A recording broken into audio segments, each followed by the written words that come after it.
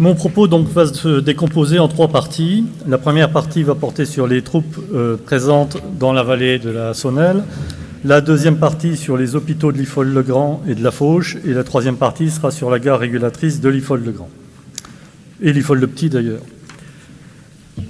Donc lorsque le 6 avril 1917, le Congrès américain décide de l'entrée en guerre des États-Unis, finalement c'est un véritable défi. Parce qu'il y a simplement 200 000 soldats d'actifs et il va en falloir 4 millions qu'il va falloir former. Donc ils ne sont pas du tout préparés au combat. Le général pressenti pour prendre la tête du corps expéditionnaire vient de décéder, donc on nomme en vitesse le général John Pershing, qui reçoit alors les consignes suivantes du président Wilson, mettre sur pied une armée américaine indépendante, et l'instruction commencée en Amérique se terminera en France. D'autre part, les États-Unis possèdent peu d'armes nouvelles telles que l'aviation, ils ne possèdent pas de blindés et ni de gaz de combat dans lesquels ils croient peu. Donc le 13 juin 1917, le général Pershing débarque en France, à Boulogne-sur-Mer. Son grand quartier général est tout d'abord installé au 49 rue Pierre Charon, c'est-à-dire aujourd'hui le Pershing Hall, un hôtel de luxe à Paris. Mais il décide rapidement de quitter Paris parce qu'il est sans cesse appelé à des mondanités. Donc le 31 juillet, il prend la direction de l'Est de la France et il visite différentes villes telles que Neufchâteau, Mirecourt, Vittel, Darney, Revigny, Joinville et Chaumont. Finalement, il décide de s'installer à Chaumont. Alors il explique pourquoi la Haute-Marne, c'est sur la diapositive suivante. Il l'explique, c'est parce que finalement c'est au cœur de la zone dans laquelle vont être ces troupes.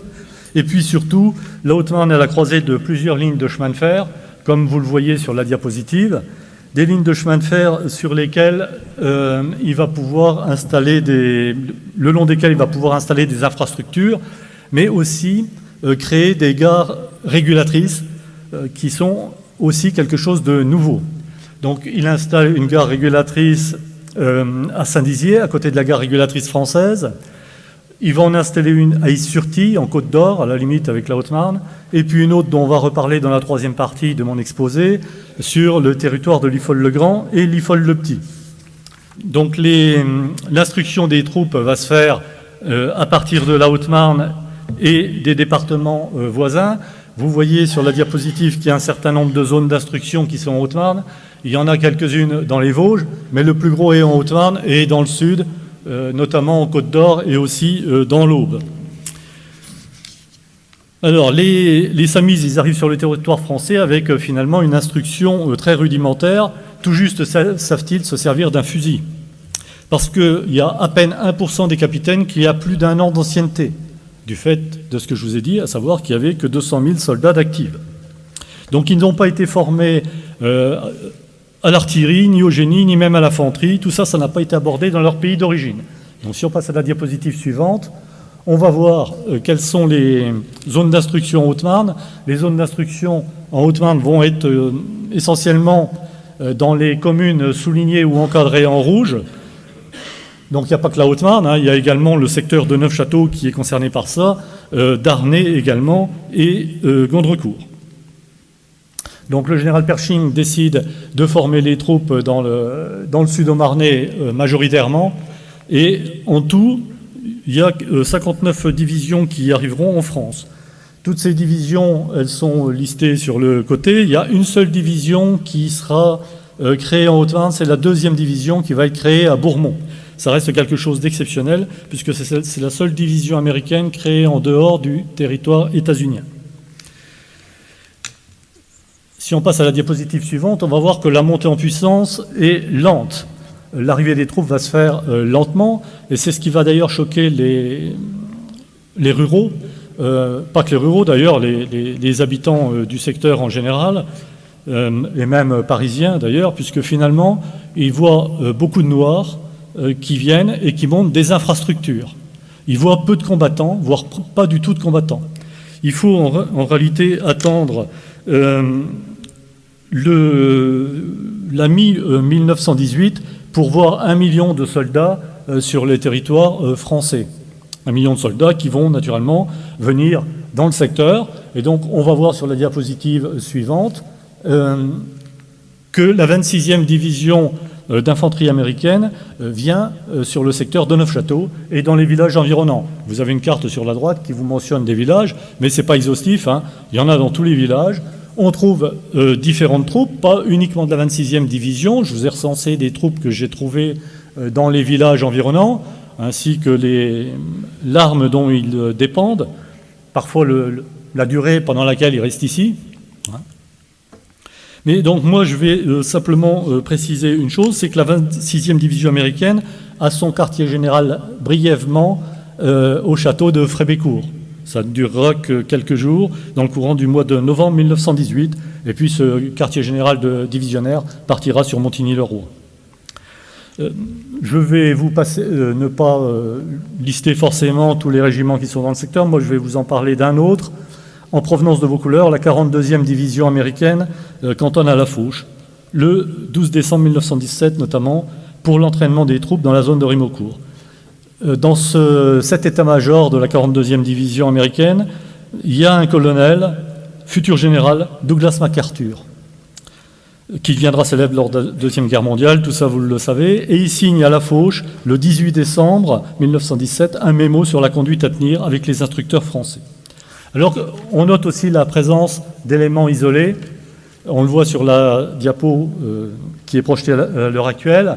C'est notamment des orchestres qui viennent pour distraire les troupes dans les différents villages. Là, c'est une photo d'un orchestre à Coussé. Mais on a également, début 1919, en avril 1919, la fille du président Wilson, Margaret Wilson, qui fait une tournée de chant dans les différents lieux de cantonnement du secteur. Et elle va notamment à La Fauche, pour ce qui est de la vallée de la Sonnelle. Je n'ai pas trouvé dans d'autres villages de la vallée de la Sonnelle, mais plutôt dans d'autres villages de la Haute-Marne. Donc si on passe à la diapositive suivante, il y a également des peintres officiels de l'armée américaine qui sont dans le secteur. On trouve un certain nombre de croquis et d'aquarelles sur Neufchâteau, ou mentionnés comme étant un village des environs de Neufchâteau. Celle-ci est bien située à Frébécourt, et elle est en tout cas située comme telle. Elle a été croquée par Jules André Smith, qui est un des peintres officiels de l'armée américaine, qui est au départ architecte de formation, et qui a fait paraître après-guerre un livre avec ses croquis, mais c'est tous les villages de la vallée de la Marne. Il n'a pas fait de travail similaire sur la vallée de la Meuse, ni sur le secteur. Moi, c'est le seul que j'ai trouvé qui est situé, dont je suis sûr qu'il est dans la vallée de la Sonnelle. Après, il y en a d'autres qu'il faudrait trouver, mais là encore, ils sont conservés aux États-Unis et ce n'est pas forcément facile d'y avoir accès. Alors, on va passer à la deuxième partie, donc qui va porter sur les hôpitaux américains de Liffol-le-Grand et de La Fauche. Mais avant, il faut parler un petit peu de l'organisation des services de santé américains. Donc, la Croix-Rouge américaine est notamment présente avant l'entrée en guerre des États-Unis sur Paris. Il y a des médecins, mais il y a aussi la Croix-Rouge à l'hôpital américain de Neuilly, qui fonctionne encore aujourd'hui. Cette Croix-Rouge, on va la trouver à Liffol-le-Grand, vous en avez quelques photos, mais on va la trouver également à Neufchâteau, où vous avez un lit qui est là. Ça va être les tout premiers qui vont venir, parce que le temps qu'on mette en place des bases hospitalières américaines, une unité hospitalière américaine, il faut 3 à 6 mois pour la mettre en place. Ça a beau être une émanation des grands hôpitaux américains, elles ne vont pas arriver en France, ni dans le secteur tout de suite. Donc si on regarde sur la diapositive suivante, on va avoir le plan d'une base hospitalière. Voilà comment c'est composé. Au milieu, vous avez la partie soins proprement dite. De chaque côté, vous avez les chambres. À chaque extrémité, vous avez des zones libres dans lesquelles ils vont pouvoir implanter des toiles de tente si besoin pour accueillir à nouveau des blessés ou des malades. En bas, vous avez tout ce qui est dortoir, restauration, et en haut, vous avez des locaux techniques divers. Le grand quartier général, lui, il a tout de suite approuvé la construction de 5 de ces unités pour former un centre hospitalier à Bazeuil-sur-Meuse. Chaque unité représente 1000 lits. Vous avez le nombre de baraquements, la surface, je ne m'étends pas là-dessus. Donc il a tout de suite approuvé la construction de 5 de ces unités à Bazeuil-sur-Meuse, qui deviendront rapidement 7. C'est le plus grand hôpital américain qui va être installé dans le secteur. C'est pour ça que je ne peux pas le passer sous silence. D'ailleurs, vous le voyez sur la diapositive suivante, Non, pas celle-ci, mais enfin... Alors sur cette diapositive-là, excusez-moi, sur cette diapositive-là, vous retrouvez tous les hôpitaux du secteur. Ils ne sont pas toujours installés dans des baraquements. Vous en avez également dans des hôtels. C'est le cas à Vittel, à Contrexéville ou à Bourbonne-les-Bains. Ou dans des locaux vacants, type ancienne caserne, ou caserne, simplement, comme à Neufchâteau ou à Chaumont. Sur la diapositive suivante, on voit le centre hospitalier de Bazoilles, tel qu'il va être dans sa configuration dite définitive. Donc on voit bien les 5 bases hospitalières en bas, que je vous ai bien détaillées, et vous en avez 2 autres en haut, vers le château, qui n'ont pas tout à fait le même aspect, hein, mais on reconnaît bien là l'ensemble des 7 bases hospitalières qui seront finalement installées à Bazoilles-sur-Meuse. Donc dans chaque hôpital, vous pouvez passer à la diapositive suivante, c'est toujours Bazoilles, et encore l'autre d'après si vous voulez. On va passer donc aux hôpitaux de Caen bientôt. Mais avant de passer à l'hôpital de Caen, je voudrais préciser quand même que dans chaque base hospitalière, il faut 20 officiers médecins, 46 infirmières, 153 hommes de troupe. Et dès la fin de 1917, on se rend compte que ce n'est pas suffisant. Il va falloir 35 officiers médecins, 100 infirmières, 200 hommes enrôlés et un nombre limité mais précieux d'employés civils, des diététiciens, techniciens et sténographes, plus des camps de convalescence. Les camps de convalescence qui vont généraliser à partir du 1er juin 1918. Chaque hôpital de base va avoir un camp de convalescence avec une capacité d'accueil d'au moins 20% des lits de l'hôpital. Et donc, c'est là que vont intervenir les hôpitaux de La Fauche et d'Ifol-le-Grand, et surtout celui d'Ifol-le-Grand, parce qu'il va devenir camp de convalescence pour l'hôpital de Bazoilles. Alors, les hôpitaux de Caen, on le voit tout de suite, la conception, elle est simplifiée par rapport à l'hôpital de base, et pour cause, il n'y a pas de personnel attaché. C'est le personnel des régiments ou de la division qui sont sur place qui vont faire fonctionner ces hôpitaux. Donc ça veut dire qu'ils vont avoir un fonctionnement qui ne va pas être régulier. Ils peuvent être abandonnés à certains moments et puis refonctionner à d'autres moments. Donc on n'y soigne que des patients sans pathologie complexe dans ces hôpitaux de Caen. Donc ils ont une capacité de 300 lits. Ils sont généralement installés dans des vieux bâtiments. Donc à l'IFOL, c'est des vieux bâtiments religieux. L'hôpital de Caen d'Ifol, il était peu utilisé. Comme je l'ai dit, il est affecté comme camp de convalescence à Bazoilles-sur-Meuse. Il y a à l'époque 10 officiers médecins et 90 hommes de troupe qui le font fonctionner. Alors j'ai retrouvé quelques statistiques quand même. En octobre 1918, vous pouvez passer la diapositive suivante pour montrer, encore l'autre d'après, montrer finalement l'hôpital de l'IFOL. Rien qu'en octobre 1918, il y a eu 2431 admissions à l'IFOL, 998 sorties. Alors ça concernait essentiellement des bronchopneumonies et des grippes. Alors la tristement célèbre grippe espagnole, naturellement. Et il a cessé toute activité le 25 janvier 1919. À La Fauche, c'est totalement différent. L'hôpital de Caen numéro 4, puisque c'était son numéro, il occupait 22 baraquements, donc de 30 mètres de long, avec une capacité totale de 350 lits. On n'est pas tout à fait sur la même capacité, mais il va changer d'affectation pour se transformer en hôpital spécialisé. Là encore, c'est un cas particulier, La Fauche. À la fin de la guerre, il avait une capacité de 1000 lits et il avait un camp de convalescence qui était situé à 800 mètres de là, notamment à Lavaux, pour ceux qui connaissent ce secteur. Donc, il passe en hôpital de base et il devient hôpital de base numéro 117. Alors, comment ça se fait? On décide d'y créer, enfin, Thomas Salmon, qui est le psychiatre en chef du corps expéditionnaire américain, décide d'y créer un hôpital spécialisé dans les cas neuropsychiatriques. Et donc, au cours de son existence, l'hôpital neuropsychiatrique de La Fauche a admis 3268 patients.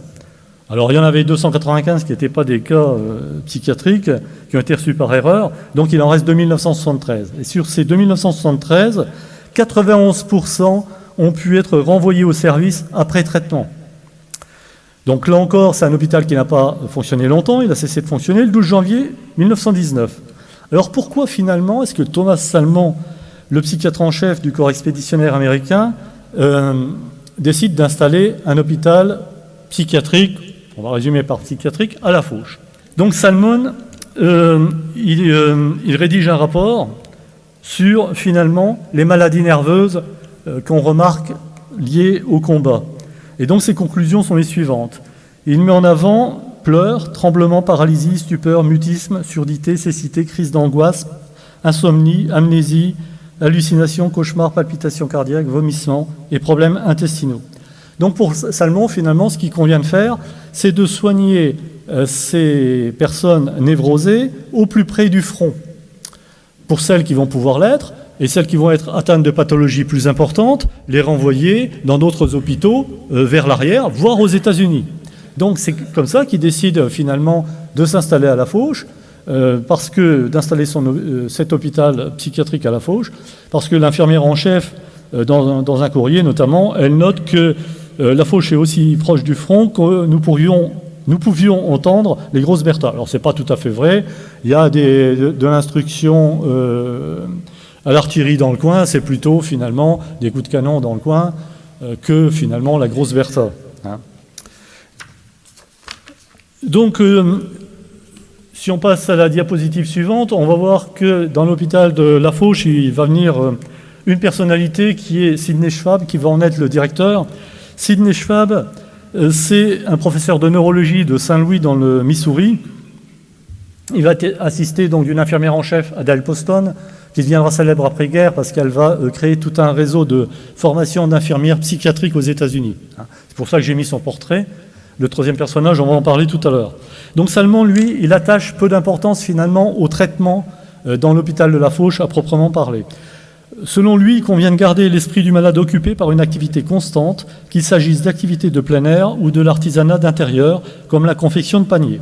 Alors à la Fauche, finalement, les patients, ils vont construire une route, ils vont l'entretenir, ils vont travailler le bois, faire de la sculpture, travailler le métal, faire des paniers. Finalement, c'est la base de l'ergothérapie, si vous voulez. Voilà ce qu'ils vont faire. Et donc, finalement, les résultats sont quand même assez satisfaisants, puisque les chiffres fournis par l'armée américaine, ils sont édifiants. Approximativement 65% des malades sont renvoyés vers la ligne de front après une période moyenne de traitement de 4 jours. Et on atteint même 75% à la fin de l'offensive Meuse-Argonne, c'est-à-dire septembre-octobre 1918. C'est-à-dire que les patients, ils ne restent pas longtemps à l'hôpital de la Fauche. Alors, parmi les célébrités soignées à la Fauche, parce qu'il y en a une, ben vous l'avez à gauche à l'écran, c'est Harvey Cushing. Harvey Cushing, son nom il passe à la postérité pour le syndrome de Cushing aujourd'hui, mais il était connu avant-guerre. Comme vous le voyez, il a été le premier à opérer d'une tumeur au cerveau dès 1902. Le syndrome de Cushing, donc c'est bien connu des praticiens, c'est une maladie endocrinienne liée à un excès de glucocorticoïdes. Mais il est soigné à la Fauche pour une maladie qui n'a pas de rapport avec l'obusite. Sa maladie, on ne la connaît pas. Et il vient à l'hôpital de la Fauche parce que Sidney Schwab, c'est son ami. En réalité, donc, il va y rester environ 3 semaines, sans véritablement trouver ce qu'il en était. Son état s'améliore. Mais il lit, pendant qu'il est à la Fauche, il lit des revues médicales, dont une revue allemande, dans laquelle il découvre sa maladie. Et sa maladie, donc, c'est polyneuritis ambulatoria. Donc, c'est une polyneurite ambulatoire, si on traduit le latin. Harvey Cushing, en réalité, il est venu aussi à la Fauche parce qu'il faisait partie de l'état-major des services de santé américains. Il était basé à ce moment-là sur Neufchâteau, même s'il allait faire des opérations sur le front. Alors, on va passer aux hôpitaux, aux autres types d'hôpitaux qu'il pouvait y avoir dans le secteur, des hôpitaux vétérinaires. Je suis obligé d'en dire 2 mots parce que c'était important. Les Américains soignaient leurs chevaux. Ce n'était pas forcément le cas dans toutes les armées. Donc, ils ont créé des hôpitaux vétérinaires. Tous ces hôpitaux vétérinaires dépendaient du centre vétérinaire de Neufchâteau, qui était le commandement vétérinaire. Il y avait de même des services de remonte pour trouver des mules et des chevaux supplémentaires pour compléter les effectifs d'équidés. Donc il y en avait un, après sous la Fauche, qui employait de 30 à 150 militaires.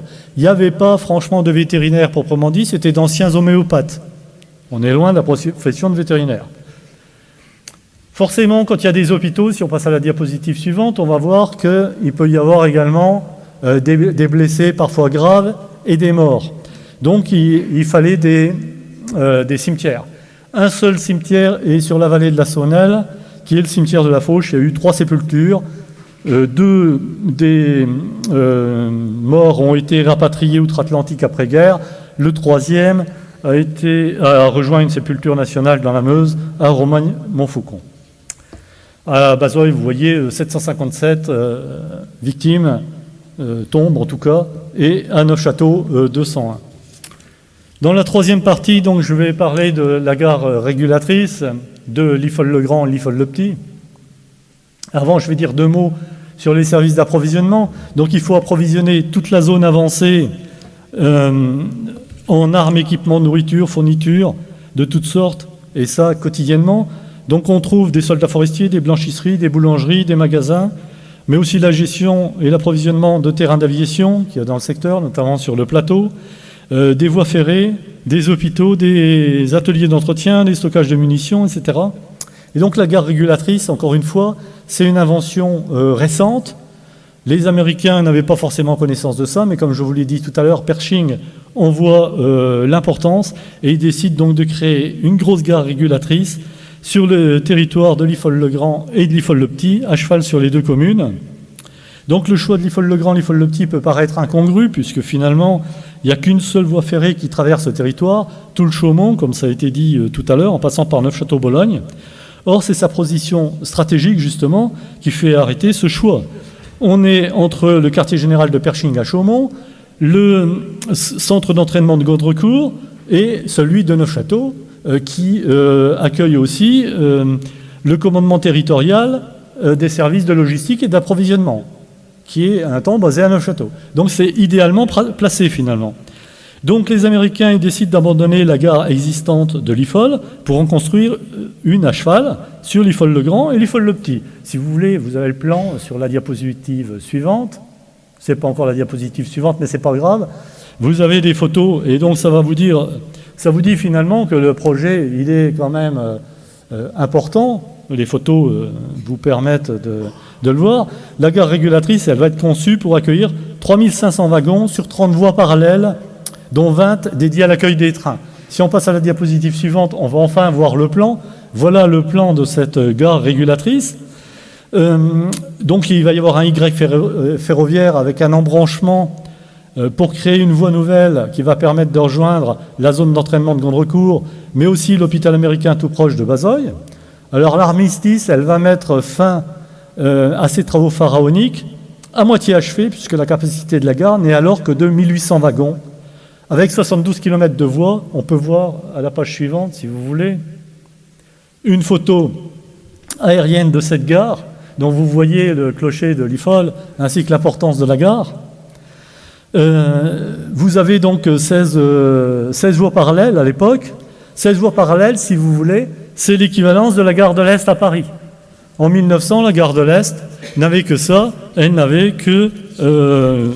elle avait exactement... alors, je suis en train de chercher, je ne l'ai plus. Bon, c'est pas grave.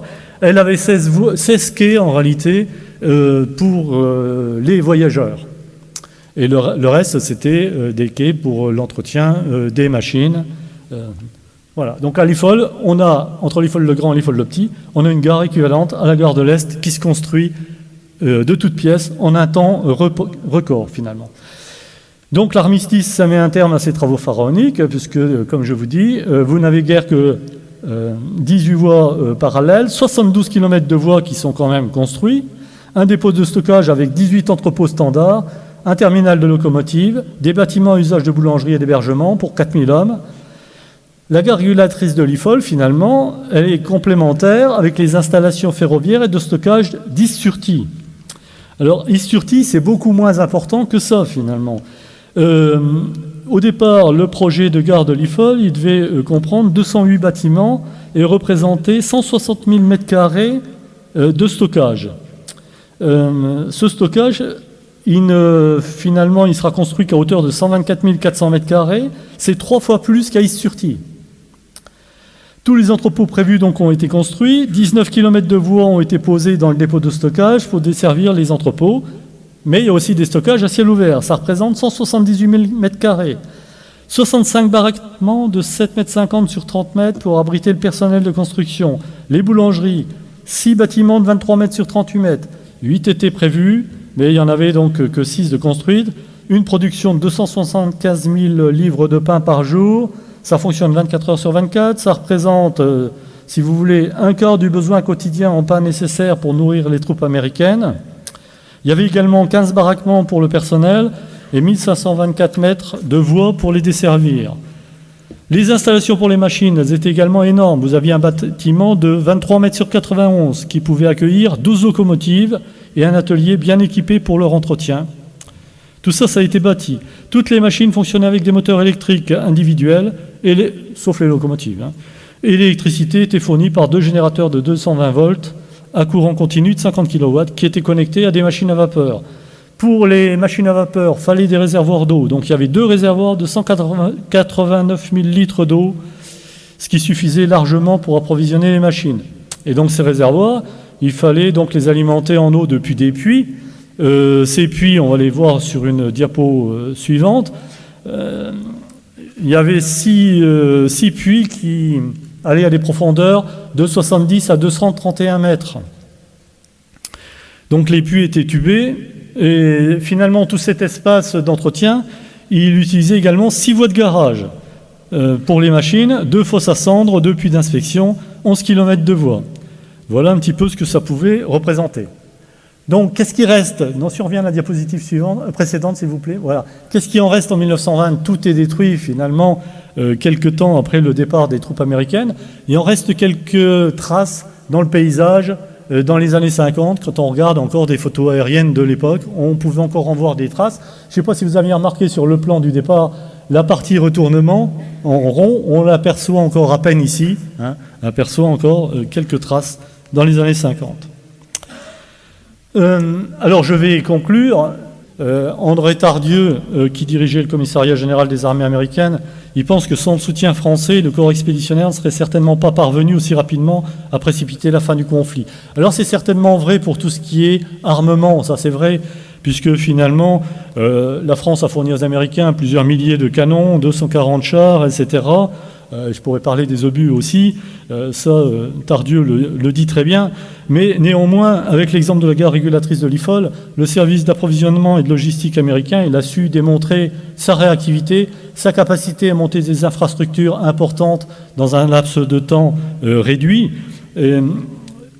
Mais finalement, le principal héritage américain de la guerre 14-18, pour moi, c'est l'émergence de la doctrine de la psychiatrie de l'avant, avec ce constat que, comme pour les blessures physiques, il y a un intérêt à traiter les atteintes psychiques dans des unités proches du front.